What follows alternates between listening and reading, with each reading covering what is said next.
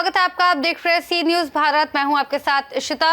सहारनपुर से बड़ी खबर, जहां मंडी समिति रोड स्थित होटल सिल्वर लोक पर संविधान स्तंभ स्थापना दिवस के अवसर पर पीडीए प्रकाश स्तंभ कार्यक्रम का आयोजन किया गया। पूर्व कैबिनेट मंत्री और सपा विधायक कमाल अख्तर ने इस मौके पर भाजपा सरकार पर कड़ा हमला बोला। सहारनपुर मंडी समिति रोड स्थित होटल सिल्वर लोक में संविधान स्तंभ स्थापना दिवस पर आयोजित पीडीए प्रकाश स्तंभ कार्यक्रम में पूर्व कैबिनेट मंत्री एवं विधायक कमाल अख्तर पहुंचे।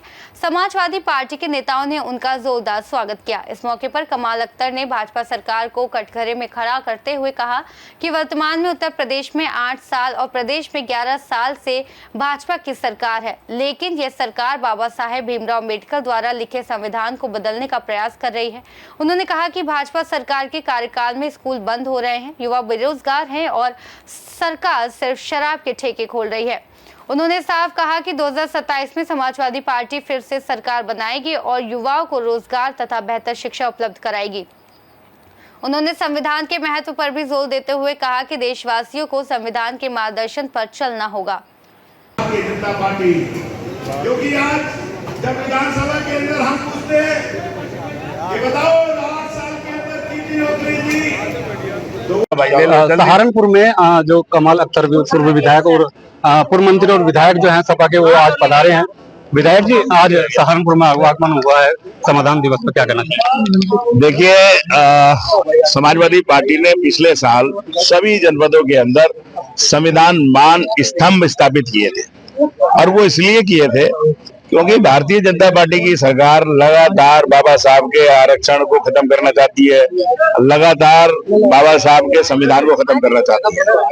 आज ये दिन आरक्षण लागू हुआ था, आज आरक्षण दिवस है, तो महा संविधान दिवस इसलिए हम लोग मना रहे हैं कि लोगों को ये बताना चाहते हैं कि भारतीय जनता पार्टी आने वाले समय के अंदर बाबा साहब के संविधान को भी बदल देगी और हमारे संविधान में मिले दलित पिछड़ों के आरक्षण को भी बदलने का काम करेगी।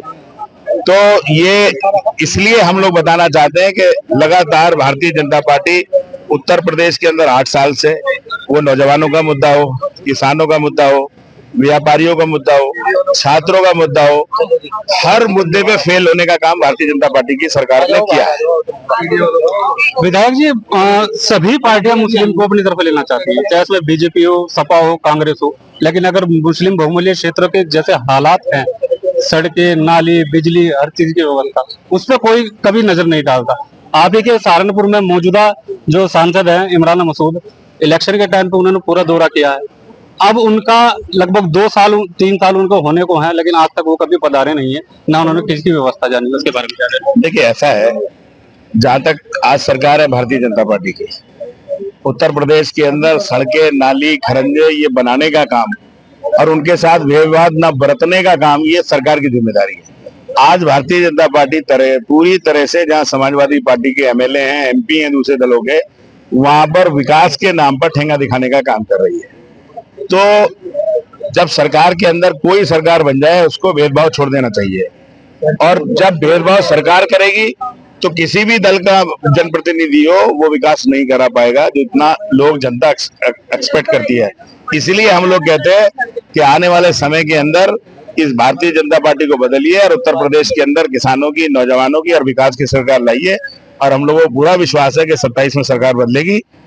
और फिर से आप लोगों को जिस तरह से लोहिया ग्राम विकास, जनेश्वर मिश्रा ग्राम विकास, जिस तरह से तहसील से मुख्य मार्ग से जोड़ना, जिस तरह से पीडब्ल्यूडी का बजट देना था, आरईएस का बजट देना था, मंडियों का बजट देना था, ये सारे काम फिर से उत्तर प्रदेश के अंदर होंगे।